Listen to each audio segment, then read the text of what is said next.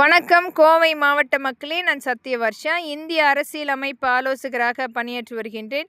அனைத்திந்திய அண்ணா திராவிட முன்னேற்ற கழகத்தின் ஆட்சி வரப்போகிறது என்பதை முன்கூட்டியே மக்கள் ஒவ்வொரு மாவட்ட ரீதியாக எழுச்சி போராட்டங்களாக பதிவுகளாக நாம் பார்த்து கொண்டிருக்கிறோம். கடந்த 5 வருடத்தினுடைய வனவாசத்தையே கொண்டு வந்து மக்களிடத்தில் கொடுத்த இந்த திராவிட முன்னேற்ற கழகத்தினுடைய 2.0 என்பது 35,000 பெண்கள் கற்பழிக்கப்பட்டு வழக்கு பதிவு செய்திருக்கின்றது. 18,000 குழந்தைகள் கற்பழிக்கப்பட்டு வழக்குகள் பதிவு செய்திருக்கிறது. இது மிகப்பெரிய இந்த திராவிட முன்னேற்ற கழகத்தினுடைய 2.0. அதில் கூட அந்த முதல் தகவல் அறிக்கை என்பது பாதிக்கப்பட்டவர்களுக்கு எதிராகவும் குற்றவாளிக்கு சாதகமாக திராவிட முன்னேற்ற கழகத்தினுடைய கைக்கூலியாக வேலை செய்கின்ற இந்த காவல் அதிகாரிகள் ஒரு மிகப்பெரிய அச்சுறுத்தலான சூழ்நிலையை ஏற்படுத்தி கொண்டிருக்கின்றார்கள். இன்னும் வழக்குகள் பதிவு செய்யாத எத்தனை பேர் பாதிக்கப்பட்டிருக்கிறார்கள் என்பது அனைத்திந்திய அண்ணா திராவிட முன்னேற்ற கழகம் ஆட்சி வந்தால் மட்டுமே தெரியும்.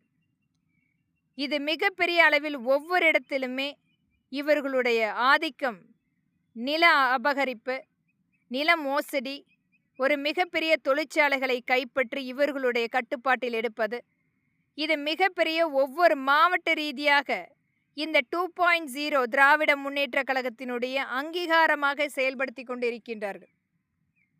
7 லட்சம் கோடியை முழுமையாக கைப்பற்றி மக்களுக்கு எந்த ஒரு நலத்திட்டத்தையும் கொண்டு வராமல் எத்தனை மாவட்ட ரீதியாக மக்களுக்குரிய வேலை வாய்ப்புக்காக தொழிற்சாலைகளை கொண்டு வந்து நேரடியாக மக்களுக்கு வாய்ப்பளித்திருக்கின்றார்கள்.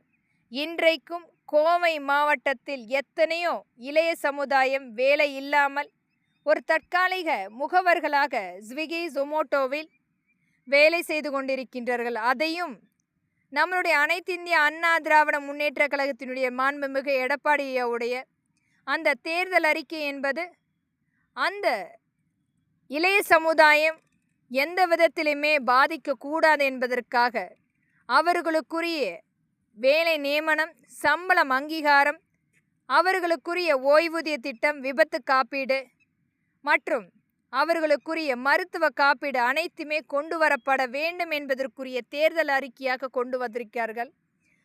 ஒவ்வொரு மாணவர்கள் வாங்கிய கடனுக்கு முழுமையாக தள்ளுபடி செய்வதாக நம்முடைய வருகின்ற சட்டமன்ற தேர்தலுக்குரிய தேர்தல் அறிக்கையில் சேர்த்திருக்கின்றார்கள்.